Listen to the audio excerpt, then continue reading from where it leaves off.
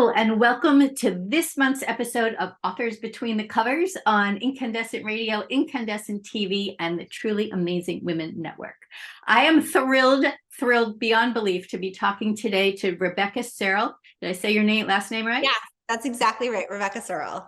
So we actually talked in 2018 when you published one of your 8 books. This is your 8th book we're going to be talking about today, called The Dinner List, which I love. Tell us a little bit about that. First, audience, meet Rebecca. She's amazing, author of 8 books, including the one we'll be talking about today, Expiration Dates. So take us back in time a little bit. Talk about the dinner.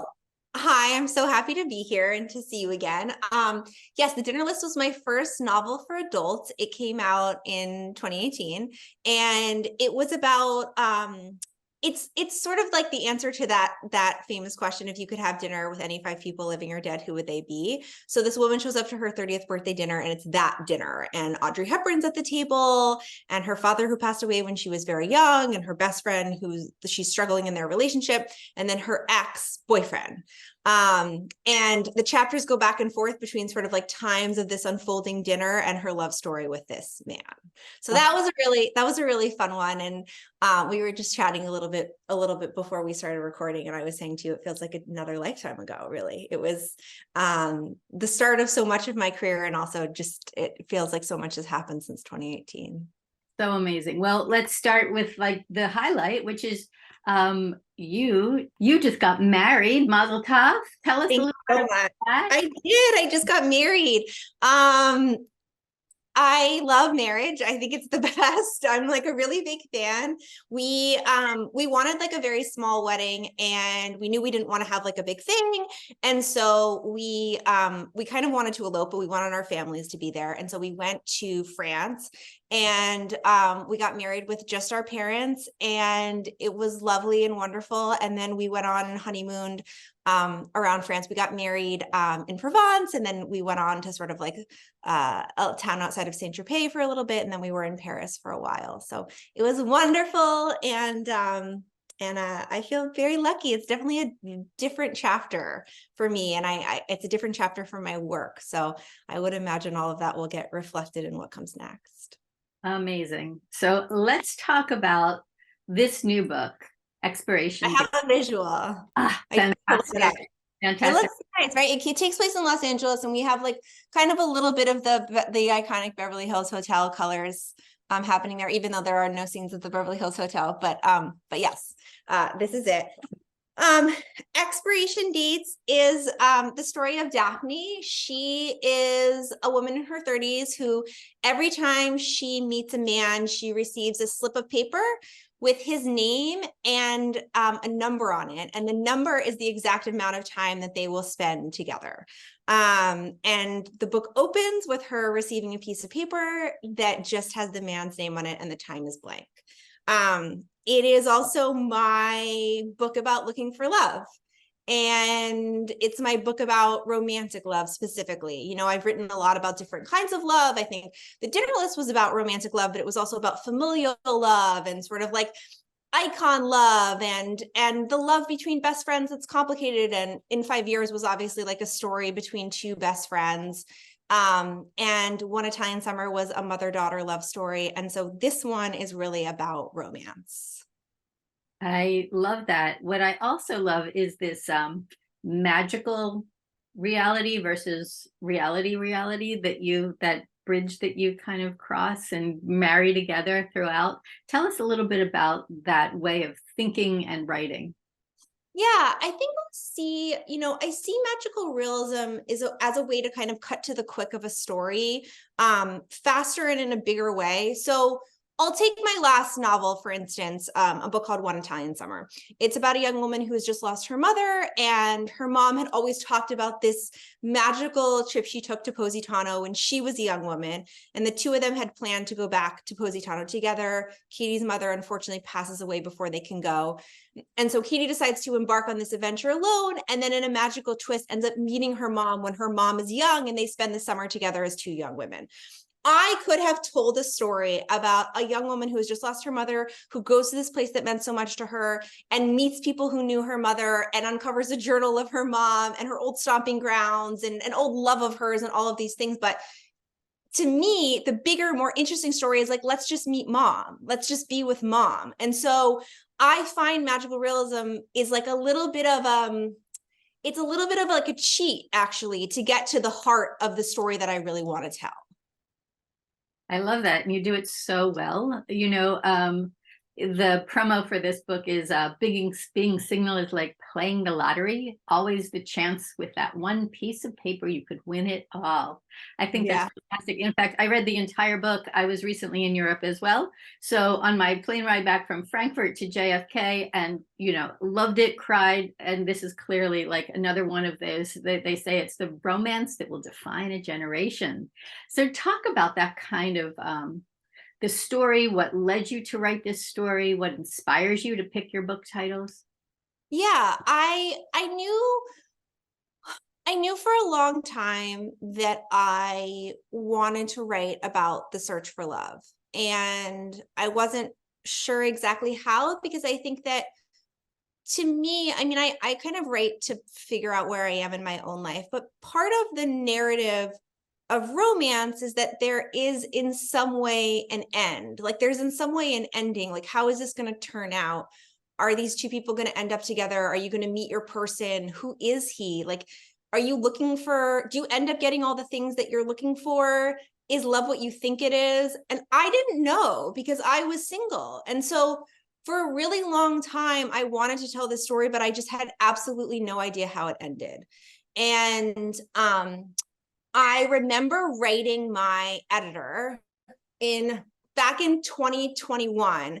And I said to her, like, okay, I want to write about the search for love. And I'm starting to think that if I write this book, he'll be there at the end of it. Like my person will be there at the end of it, because so much of my journey as a girl and also as a novelist has been about like looking for my person, and searching and how is it going to turn out? So I write this book and I finish it in like the fall, like the late fall of 2021. And I ended up meeting the man who's now my husband in the spring of 22. But there was something about just laying it all out there. And this book has a lot. I mean, it's not my experience, but it certainly definitely shares a lot of my experiences of different relationships and different dates. And there's a lot of just like comedy and truth in there. And I hope that it will, I hope it will in some way speak to women about the experience of searching, it as like a sort of a continuation in the way I think all of my books have a little bit. And I always, at the end of all my novels, I always write a note at the end of my books in the acknowledgements to my readers. And in this one, I said this time the note is the novel, because like everything I want to say, I'm going to get emotional now, like everything I want to say to women about what that search is and just the idea of keeping going is in this book. And it means a lot to me to get to talk about that now. That's amazing. So what are your quick takeaways, like 3 things you want women to know about the search? Oh, interesting. I think that it's really important to know that it's not you. I think for a really long time, I thought, well, maybe there's something wrong with me. Like maybe my standards are too high, or maybe I had all of these ideas about, maybe this is really what it feels like. Like maybe I'm missing it. And so I would say you're not wrong. I'll split those up. I would say you're not wrong. Trust yourself. Number 2, I would say it really does like feel how you think it's going to. Different. Like I think you need to meet yourself. Like you need to do the work. I was not ready for a very long time because I was chasing relationships, I think, that were exciting, or to use like a writerly term, very plot heavy. Like a lot happened. There was a lot of drama. And they were really feeding my work. And so it worked for me. It was what I needed at that stage. So I think you have to do the work to recognize your person and to recognize that the kind of love that I have, the kind of love I would love for my friends and my readers is the kind of love that feels like very sturdy and feels like home. So I would say trust yourself. And then second, I would also say do the work.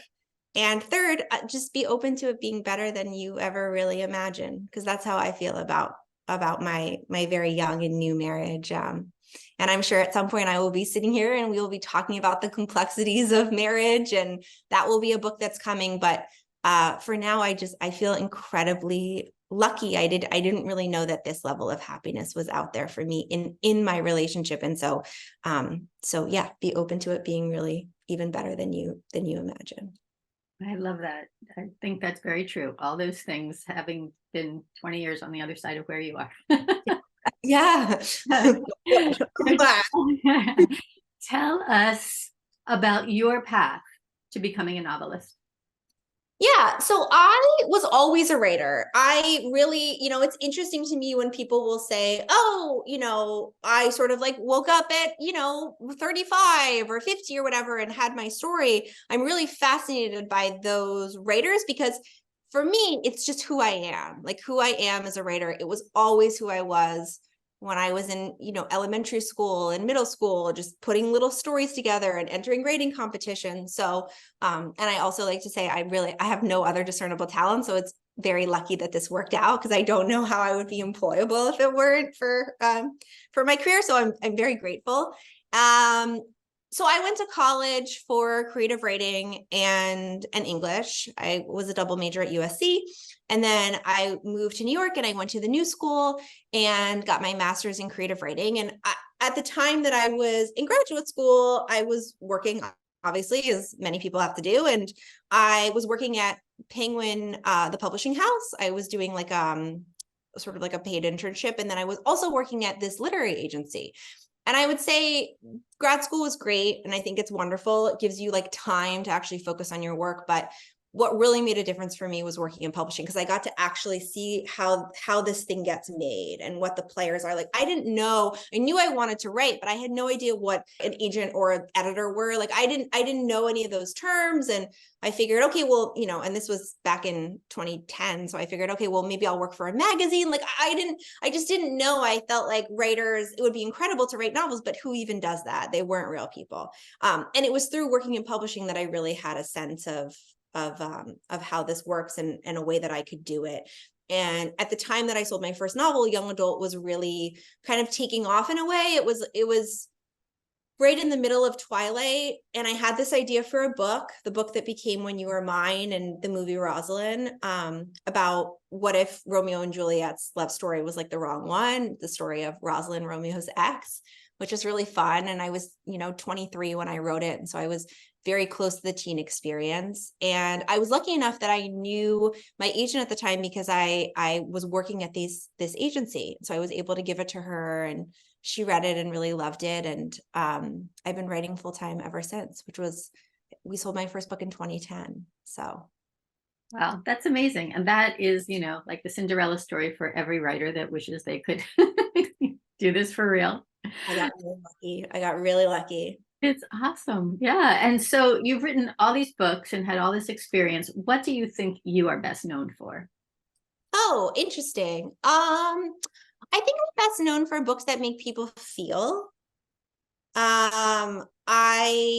Which I really love, because I think that, I touched on this earlier, but I think in a lot of ways I really write to figure out how I feel about life, my own life in general. And so I see it as being like a little bit of a shared dialogue. I'm kind of putting things out there and being like, does this resonate? And then the reader saying like, yes, it does. I feel this way also. And seeing that reflected is important. So I think that I'm probably known for making people feel, maybe making people cry. Yeah. Which is, a big win. I think, that release, identifying and releasing, I literally cried the whole way home from Frankfurt. So thank you. No problem. And it's all good. Yeah. So tell us what's on the horizon. What's next now that you've accomplished, it sounds like, of all of your goals? What's ahead for you? Well, I mean, life is funny like that. You get something and then the tide moves and there's a different challenge in your life. And so, I feel like I'm really taking time to be in this new marriage and to be, really happy and here. And there's also stuff going on in my life that's challenging right now that I'm sure that it's a conversation for another time, but I'm sure that book is coming too. And so, I think I just try to be as present as I can in my life and pay attention, because I think when you're present in your life and you pay attention, that's when you figure out like what the stories are that want to be told. So I'm writing, and a little bit slowly. My process is also changing. It's different than when I was single, because I could sort of just like fall into a hole and come out the other side 3 months later and have a book. And it's different now because I don't live alone anymore. And so much of my life has changed. So I think I'm definitely in the process of figuring out what my new process is. And I'm also just really excited to get to talk about expiration dates. So that's what's next. So tell us, let's go back to expiration dates as we finish up. What is it that you want people to take away from this book? Oh, I think that I would love people to take away, just, I think, feeling validated in your own experience. I think feeling that like growth is possible, both for yourself and for, the people in your life. And I would just love for women who are looking for their person, or women who have found their person, or women who are maybe sort of looking at their person saying like, is this the right person, to feel validated in their experience and to feel less alone. Oh, I love that. Less alone, right? Because Yeah, it's an inside job and then we get that's to right. take it into the world, which is so beautiful. Well, I can't wait to see what else. Is there a movie on the horizon for any of your books? There, hopefully, I mean, One Italian Summer and In 5 Years are both in development. So hopefully something, we've it's been challenging here in Hollywood because of the writer strike, and then there was the Actors Guild strike. So hopefully as we come out of those strikes, we can have a better idea of forward motion and progress on those projects. Well, we are wishing you all the best here at Incandescent. And actually, this is an article that will appear in the March 2024 issue of Costco's magazine when the new book is out. So show it again. Hold it up. Yes. All right, everyone, get expiration dates. It's awesome. Magical realism is my favorite genre because it's sort of how I live my life. So thank you, I Ms. love that. That's so beautiful. That's how you live your life. I love that. I love that. That's great. Thank you. Thank you for your time. Thank you to all of our readers and listeners and viewers on our YouTube channel, Incandescent TV. And we will bring you another episode of Authors Between the Covers with amazing authors like Miss Rebecca Serle. We'll talk to y'all soon. Thank you so much. Thank you.